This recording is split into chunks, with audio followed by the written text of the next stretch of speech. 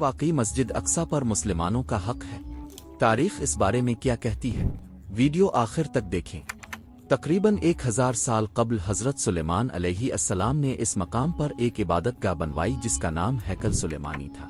516 قبل مسیح میں بابل کے حکمران بخت نصر نے اسے تباہ کر دیا اور تمام یہودیوں کو قید کر دیا۔ 586 عیسوی میں فارس کے بادشاہ سائرس اعظم نے اس عبادت گاہ کو دوبارہ تعمیر کیا۔ 70 عیسوی میں رومیوں نے اس دوسری عمارت کو بھی تباہ کر دیا۔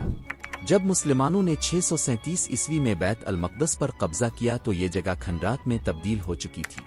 705 عیسوی میں خلیفہ نے وہاں ایک عظیم الشان اور شاندار مسجد کی بنیاد رکھی۔ 1099 عیسوی میں عیسائی افواج نے حملہ کر کے اس مسجد کو چرچ میں تبدیل کر دیا۔ 1187 عیسوی میں سلطان صلاح الدین ایوبی نے بیت المقدس کو دوبارہ آزاد کرایا۔ اس کے بعد سلطنت عثمانیہ نے طویل عرصے تک اس مقدس مقام کی حفاظت کی، لیکن پہلی جنگ عظیم کے بعد عثمانی حکومت کا خاتمہ ہو گیا اور برطانیہ نے فلسطین پر کنٹرول حاصل کر لیا۔ 1917 کے بالفور ڈیکلیریشن میں یہودیوں کو فلسطین میں قومی ریاست بنانے کا وعدہ کیا گیا تھا۔ نجتا لاکھوں یہودی فلسطین میں آباد ہو گئے اور مسلمان باہمی جھگڑوں میں کمزور ہو گئے۔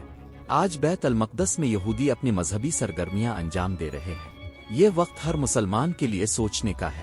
کمنٹس میں اپنی رائے کا اظہار کریں اور اس ویڈیو کو زیادہ سے زیادہ لوگوں کے ساتھ شیئر کریں۔